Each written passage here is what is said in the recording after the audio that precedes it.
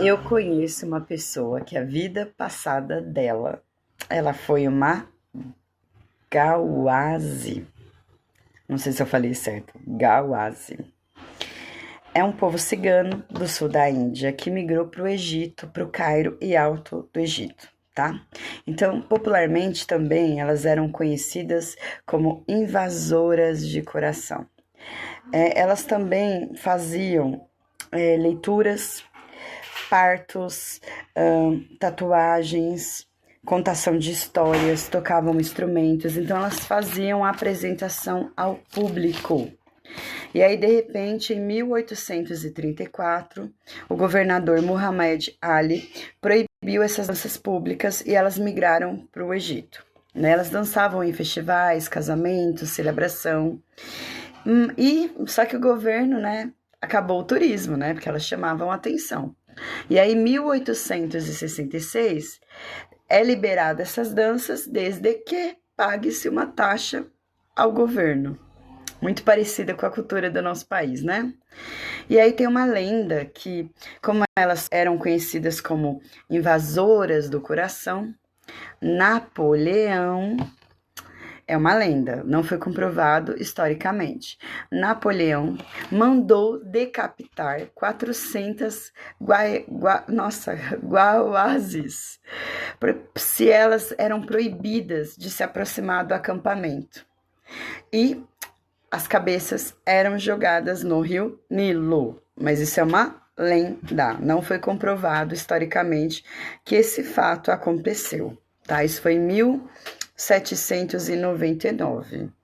E aí, em 1882, teve a liberação, né? Ó, meu bebê aqui, teve a liberação das apresentações em clubes noturnos, teatro, cinema, porque e essa questão da dança era uma coisa mais de conexão espiritual, sabe? Era uma coisa mais reservada, né? Então, assim, tem algumas danças, não era uma coisa mais vestida, não era coisa que não era aquela roupa, né, que as pessoas, é só uma dança sensual. Tem muita coisa que chegou no Ocidente, mas não é a realidade do início da história. Então era uma coisa mais coberta para você se conectar com a deusa Isis, que a gente vai falar mais pra frente. Só que aí, assim, né, vamos falar o que é. Antigamente, os soldados, né, eles não poderiam ter a energia sexual, né, porque eles precisavam ficar com aquela fúria, aquela energia guardada para o momento da guerra. E um símbolo, né, de uma dança exótica próxima dos acampamentos mexiam com isso. E eu conheci o livro do Oráculo de Napoleão, o manuscrito de Napoleão. Então, Napoleão tinha uma coisa mística também. Quando ele foi invadir o Egito, né, através de tesouros, raramente ele perdia uma guerra. E tem um manuscrito de Napoleão, que eu já vi esse livro, já utilizei esse livro, mas eu emprestei e não me devolveram. Dependendo, você riscava aleatoriamente 4 fileiras. E a partir dos riscos, gerava um símbolo que iria dizer se seu projeto ia ser bem sucedido ou não, através desse símbolo egípcio.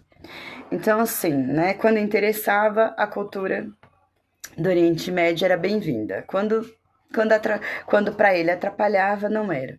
E aí ele acabou, né, levando essa cultura para os franceses, porque ele viu também que no turismo ia render um din-din, levou essa cultura para os franceses, colocou o balé, então adaptou a dança do ventre para algo de balé e começaram apresentações públicas em teatros, clubes noturnos e, né, sensualizou a roupa um pouquinho, né, para ter a casa cheia e cobrar um pouquinho.